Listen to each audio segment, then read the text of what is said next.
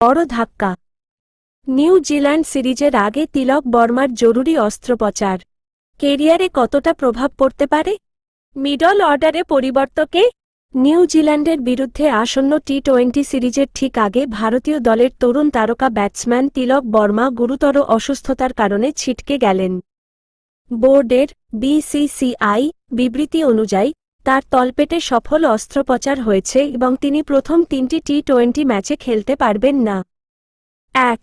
তিলক বর্মার চোটের তীব্রতা, জরুরি অস্ত্রোপচার কেন?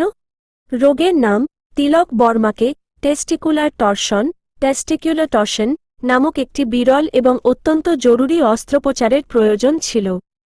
বিপদ: এই পরিস্থিতিতে অন্ডকোষের রক্ত সরবরাহকারী ধমনীগুলি পেঁচিয়ে যায় এবং রক্তের প্রবাহ সম্পূর্ণরূপে বন্ধ হয়ে যায়।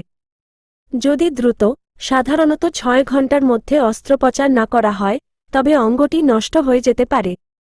তিলকের ক্ষেত্রে বুধবার তীব্র ব্যথা অনুভব করার পর দ্রুত রাজকোটের হাসপাতালে ভর্তি করে বৃহস্পতিবার সকালে অস্ত্রোপচার করা হয়, যা তার অঙ্গটিকে বাঁচানোর জন্য অত্যন্ত জরুরি ছিল। বর্তমানে অবস্থা: বিসিসিআই জানিয়েছে, অস্ত্রোপচারের পর তিলক এখন স্থিতিশীল।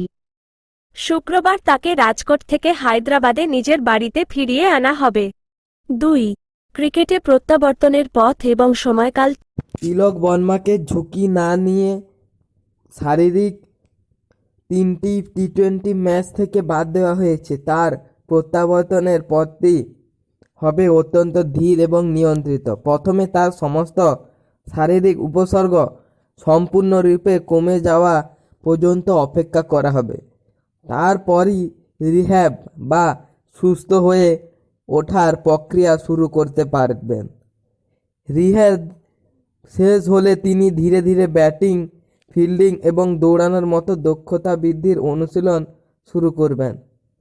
চিকিৎসকেরা তার শরীর 50 ওভার বা টি-20 ম্যাচের সকল নেওয়ার প্রস্তুতি বলে সন্তুষ্ট হলে কেবল তাকে আবার আন্তর্জাতিক ক্রিকেটে ফেরানো হবে। দীর্ঘ সময় ধরে চলা এই প্রক্রিয়ার কারণে তাকে দীর্ঘদিনের জন্য আন্তর্জাতিক ক্রিকেট থেকে দূরে থাকতে হতে পারে। তিলক বর্মা দলের মিডল অর্ডারের একজন নির্ভরযোগ্য বাঁ-হাতি ব্যাটসম্যান হিসেবে নিজেকে প্রতিষ্ঠিত করেছেন। তার অনুপস্থিতি নিঃসন্দেহে দলের ভারসাম্য নষ্ট করবে।